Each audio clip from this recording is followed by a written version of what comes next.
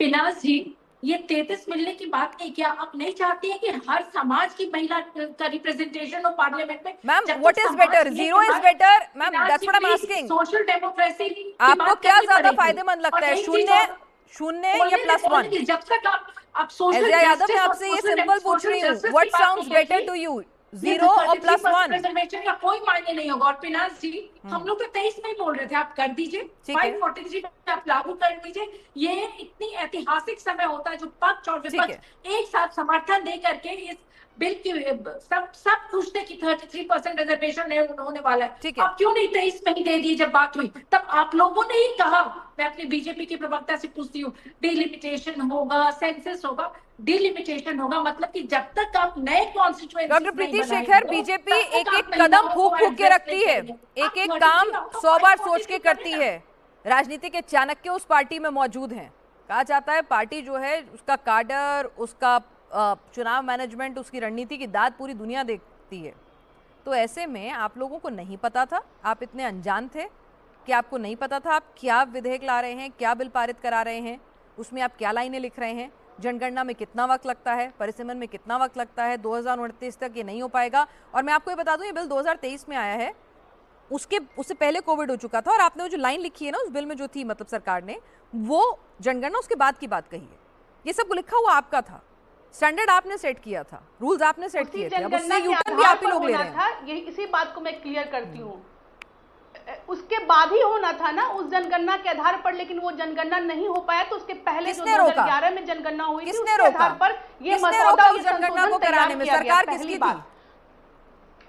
जितनी फुर्ती से एसआईआर हो रहा है उतनी फुर्ती से हो जाना था। महामारी ने, अरे 2023 में मैडम, 2023 में का एक टाइम फ्रेम ये नारी शक्ति वंदन बिल कब आया है? 2023 में, उससे पहले समय है, उसी में वो होता है। एक मिनट फिर से शुरू करते हैं। मैं प्रीति जी, मैं 2023 में आया ये बिल। प्रवक्ता का एक जवाब देना चाहूंगी, हाँ, अगर आप थोड़ा 30 सेकंड्स देंगी तो।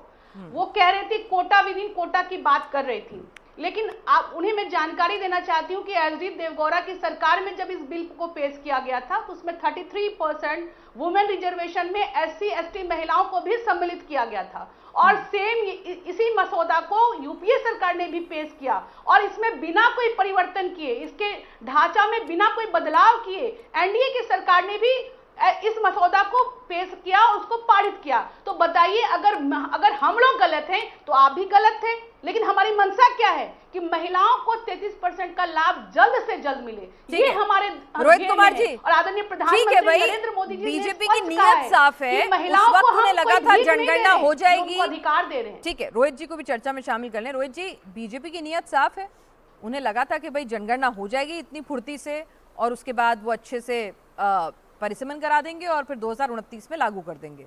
अब लग रहा है कि नहीं हो पाएगी, तो ऐसे में वो कह रहे हैं कि भाई ठीक है, लागू कराना पहले ज़रूरी है, मतलब पहले कुछ मिल जाए ये ज़्यादा ज़रूरी है, 2011 का बेस ले लेते हैं। नीयत साफ है या सीधे सीधे राजनीति हो रही है? देखिए, सेशन बुलाने की क्या जरूरत थी? बंगाल के देखिए, कहीं कोई राजनीति नहीं हो रही है। पहले नहीं, क्या जरूरत थी? मॉनसून सेशन आ ही रहा था, तब कर लेते काम, इतना क्या आफत आ गई थी? नहीं, तो क्या इस पर ओपिनियन पोल कराना चाहिए था कि बंगाल चुनाव के समय? नहीं, ओपिनियन पोल कराना चाहिए था क्या विपक्ष के पार्टी के नेताओं और कार्यकर्ताओं के साथ बैठ करके कि बंगाल और तमिलनाडु के चुनाव के पोलिंग के पहले संसद में नारी सम्मान की लड़ाई को अंतिम आयाम तक पहुंचाया जाए कि नहीं? देखिए, हम माता सीता के घर के हैं, सीता हमारी फुआ है, हम उनके भतीजा हैं, हम बिहार के रहने वाले हैं, और आपके पैनल पर आज जितने लोग बैठे हैं सब बिहार के लोग हैं।